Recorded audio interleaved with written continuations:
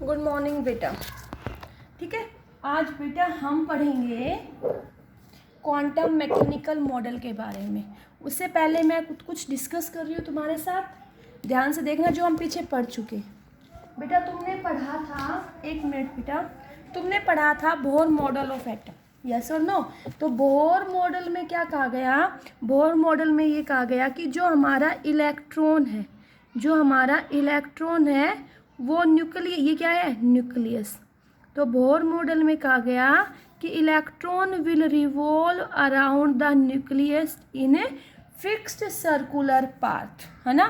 कि Bohr model में कहा गया था कि electron revolve in fixed circular path around nucleus. लेकिन बेटा इलेक्ट्रॉन फिक्स्ड पाथ में तभी रिवॉल्व कर सकता है तब उसके पाथ की पोजीशन और वेलोसिटी एग्जैक्टली हमें पता हो, तभी हमारा इलेक्ट्रॉन फिक्स्ड पाथ में रिवॉल्व कर सकता है। उसके बाद हमारे पास आया हाइजेनबर्ग अनसर्टेनिटी प्रिंसिपल। उसमें हमने कहा कि ये पॉसिबल नहीं है कि हम किसी भी इलेक्ट्रॉन की पोजीशन और वेलोसिटी को साइमल्टेनियसली एक्यूरेसी से मेज़र कर पाएँ। तो जैसे ही हाइजेनबर्ग अनसर्टेनिटी प्रिंसिपल डिस्कस हुआ तो बोहर मॉडल की ये क्या हो गई? लिमिटेशन। क्योंकि बोहर मॉडल ने तो ये कहा था कि इलेक्ट्रॉन न्यूक्लियस के चारों तरफ सर्कुलर पाथ में रोटेट करते हैं, तो सर्कुलर पाथ में तभी, फिक्स्ड सर्कुलर पाथ में तभी रोटेट कर सकते हैं तब उसकी पोजीशन और वेलोसिटी एक्यूरेटली डिटरमाइंड हो। लेकिन उसके बाद हाइजेनबर्ग आया, उसने क्या कहा? उसने कहा कि इलेक्ट्रॉन की पोजीशन और वेलोसिटी को हम एक्यूरेसी के साथ साइमल्टेनियसली मेज़र नहीं कर सकते। ओके, अब बेटा देखो, उसके बाद बेटा फिजिक्स में तुमने क्लासिकल मैकेनिक्स पार्ट पढ़ा होगा, जो एक्सप्लेन करता है मैक्रोस्कोपिक पार्टिकल्स की वेलोसिटी और पोजीशन की एग्जैक्ट वैल्यू को। पोजीशन और वेलोसिटी की एग्जैक्ट वैल्यू को कौन? Classical mechanics. क्योंकि बेटा जो हमारा बोहर मॉडल था वो तो कह रहा था फिक्स्ड पाथ में तभी रोटेट करता है तब उसकी पोजीशन वेलोसिटी डिटरमाइंड हो, तो हाइजेनबर्ग ने उसकी लिमिटेशन बता दी, तो हम ये नहीं बता पाए। तो क्लासिकल मैकेनिक्स का जो पार्ट है वो एक्सप्लेन करता है कि मैक्रोस्कोपिक पार्टिकल्स की वेलोसिटी और पोजीशन की एग्जैक्ट वैल्यू बताने के लिए, जैसे फॉलिंग स्टोन की या motion of planets around sun. इससे हम क्लासिकल मैकेनिक्स की हेल्प से उनकी पोजीशन और वेलोसिटी की एग्जैक्ट वैल्यू निकाल सकते हैं। Today we will study about quantum mechanics. बेटा आज हम क्वांटम मैकेनिक्स के बारे में पढ़ेंगे। तो क्वांटम मैकेनिक्स क्या है बेटा? It is a new branch of science. क्या है ये? New branch of science which takes dual nature of matter,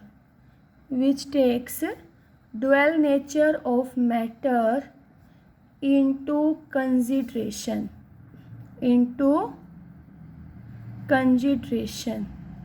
It is known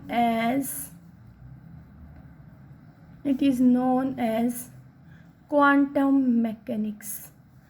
तो क्वांटम मैकेनिक्स के बारे में बेटा बताया गया था स्क्रोडिंजर ने। किसने? स्क्रोडिंजर साइंटिस्ट ने। उसने हमें बताया कंसेप्ट ऑफ क्वांटम मैकेनिक्स।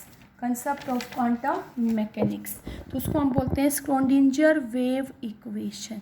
तो Schrödinger wave equation was given by Irwin Schrödinger in 1926। कब दी थी बेटा? 1926। उसमें क्या कहा गया? It will depend on the wave motion associated with particle. किसके ऊपर बेस्ड है बेटा?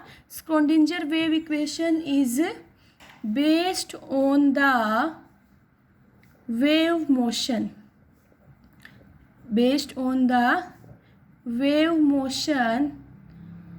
associated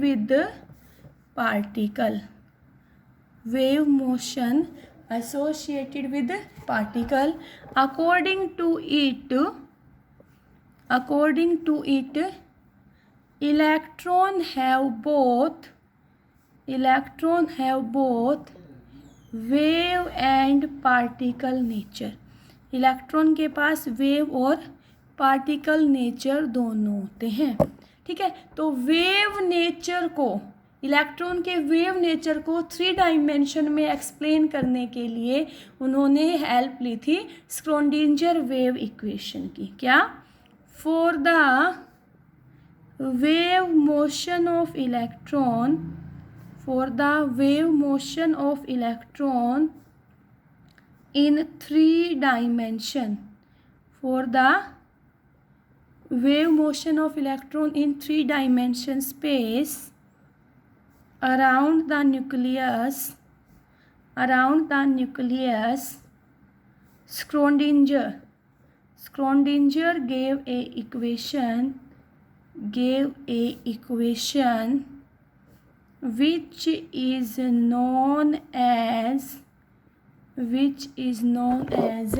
Schrödinger wave equation, जिसको हमने क्या बोला बेटा? हमने बोला Schrödinger wave equation। तो बेटा Schrödinger wave equation क्या है हमारी? देखो, del square psi upon del x square plus del square psi upon del y square plus del square psi upon del z square plus 8 pi square m upon h square e minus v psi is equal to 0। ये हमारे पास क्या है? Schrödinger wave equation है। क्या है बेटा? Schrödinger wave equation. This Schrödinger wave equation given by Schrödinger to explain the wave motion of electron in 3 dimension around the nucleus. तो यहाँ बेटा जो psi है, psi हमारा क्या है? psi है amplitude of wave। psi क्या है? amplitude of wave। x y z ये हमारे क्या है? These are coordinates of electron. क्या? ये क्या है? Coordinates of electron. Coordinates of electron mean यहाँ पे हमारे इलेक्ट्रॉन रिवॉल्व करते हैं, तो प्रोबेबिलिटी ऑफ, यहाँ पे बेटा possibility of finding electron is more, yes और no? Possibility of finding electron क्या होंगे? X Y Z. ओके बेटा, ये यहाँ पे क्या है? ई है total energy of electron. E is the total energy of the electron और V is the potential energy of electron and बेटा M is the mass of electron and H is the Planck's constant. Okay, it is the Schrödinger wave equation which is used to explain the wave motion of electron in 3 dimension। अब बेटा इस Schrödinger wave equation का पूरा derivation हमारे syllabus में नहीं है, उसके बारे में तुम पढ़ोगे बेटा तब तुम हायर स्टडीज़ करोगे एमएससी वगैरह में। अब यहाँ पे हमें ये पता आना चाहिए कि तब हम Schrödinger wave equation का सॉल्यूशन करेंगे, then it will gives us the value of E and Sai. मैंने क्या कहा? मैंने कहा the solution of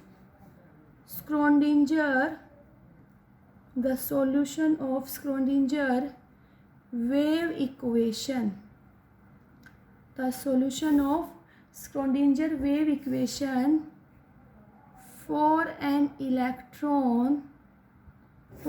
electron in an atom gives the value of, किसकी वैल्यू देते हैं बेटा? E and Sai. किसकी वैल्यू देता है? E and Sai. तो E यहाँ पे क्या होगा? E है बेटा एटम के अंदर इलेक्ट्रॉन की जो एनर्जी होती है वो क्वांटाइज्ड होती है, उसकी वैल्यू देता है। E क्या है बेटा? E क्या है कि एटम के अंदर इलेक्ट्रॉन की एनर्जी क्वांटाइज्ड होती है, means the energy of electron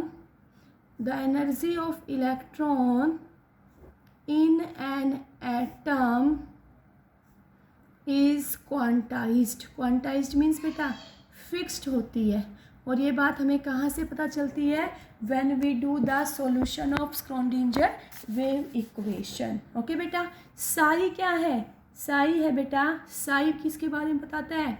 amplitude of wave के बारे में। साई हमें बताएगा बेटा एम्पलीट्यूड ऑफ वेव के बारे में। तो अब हम पढ़ेंगे, नेक्स्ट है, अब हम पढ़ेंगे सिग्निफिकेंस ऑफ वेव फंक्शन, कि wave function psi, wave function psi की सिग्निफिकेंस क्या होगी।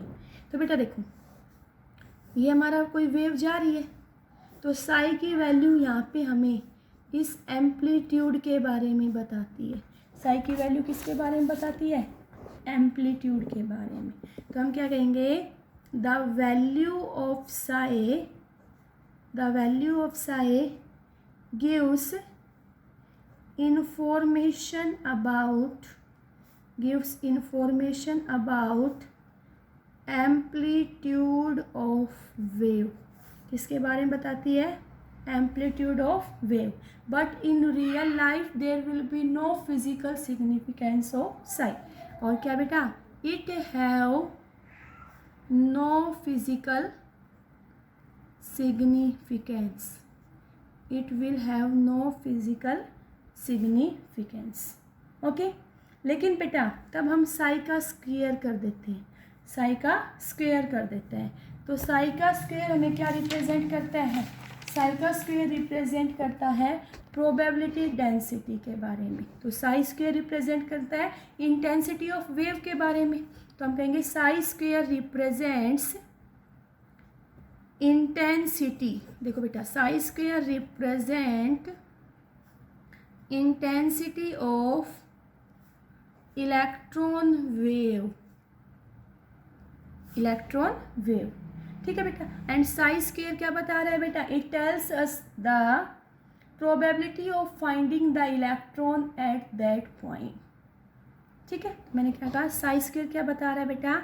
Sai square at any point, Sai square at any point gives the, किसके बारे में बता रहा है? Probability of finding the electron, finding the electron at that point. Okay बेटा, देखो साई का कोई फिजिकल सिग्निफिकेंस नहीं था, लेकिन साई स्क्वायर का फिजिकल सिग्निफिकेंस है। ये probability of finding the electron at that point के बारे में बताता है। इलेक्ट्रॉन की जहाँ पे probability of finding the electron is more, तो उसको हम क्या बोलते हैं? Atomic orbital. क्या बेटा मैंने क्या कहा? मैंने कहा न्यूक्लियस का जो रीजन, जहाँ पे न्यूक्लियस के चारों तरफ जो रीजन बचता है, जहाँ पे probability of finding the electron is more, तो उसको हम बोलते हैं एटॉमिक ऑर्बिटल। ठीक है, तो मैंने क्या कहा? मैंने कहा since the region around the nucleus, around the nucleus represent electron density at different point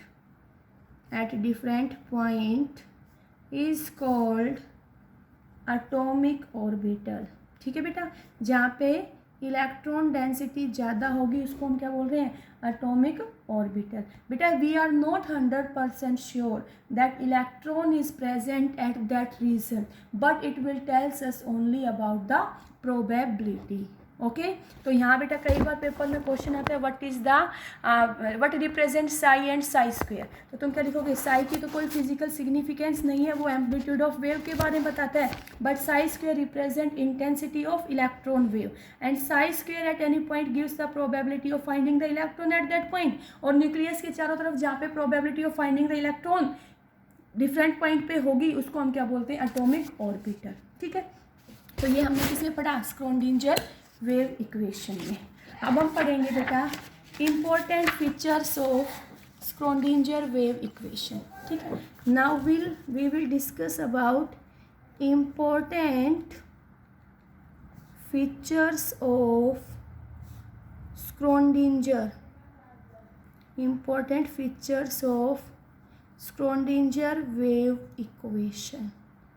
ठीक है, हम स्क्रोडिंजर वेव इक्वेशन के इम्पोर्टेंट फीचर्स के बारे में बताते हैं।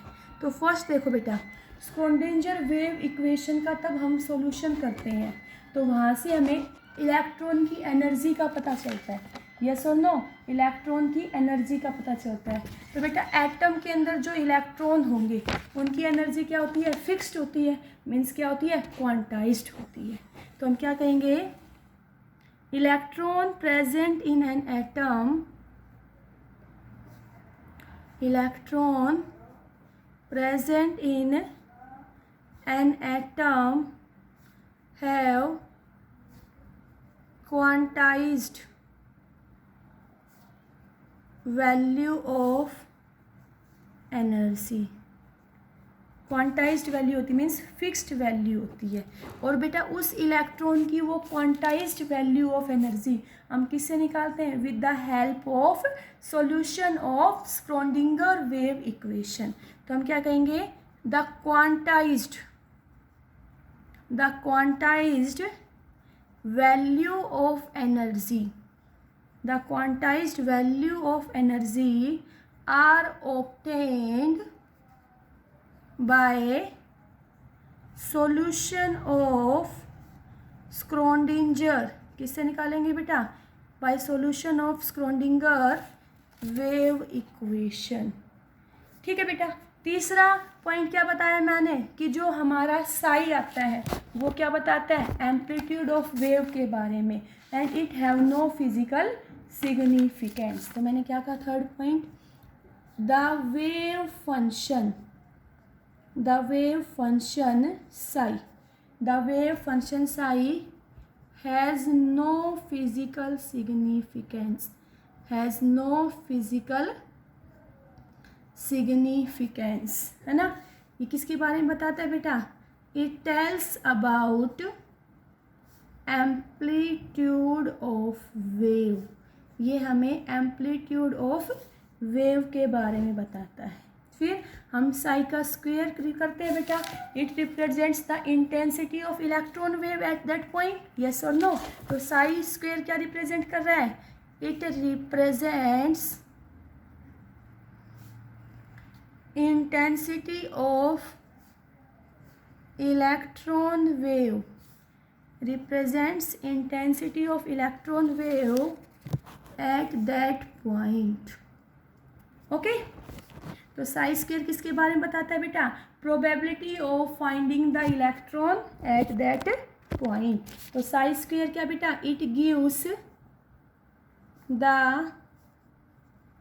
Probability of finding the electron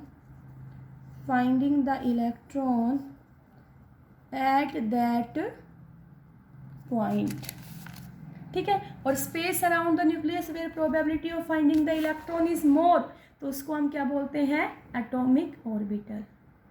ठीक है। तो मैंने क्या कहा? मैंने कहा बेटा इंपॉर्टेंट फीचर्स पहले सारे बता चुकी, एक बार दोबारा से रिवाइज करवा रही हूँ बेटा। Space around nucleus where probability of finding electron is maximum, तो उसको हमने क्या बोला? Atomic orbital. क्या बोला? Atomic orbital. तो बेटा किसी भी इलेक्ट्रॉन के अंदर बहुत ज़्यादा वेव फंक्शंस होते हैं, इस वजह से उस एटम के अंदर एटॉमिक ऑर्बिटल्स भी बहुत ज़्यादा होंगे। मैंने क्या कहा? मैंने कहा सिंस एन इलेक्ट्रॉन हैव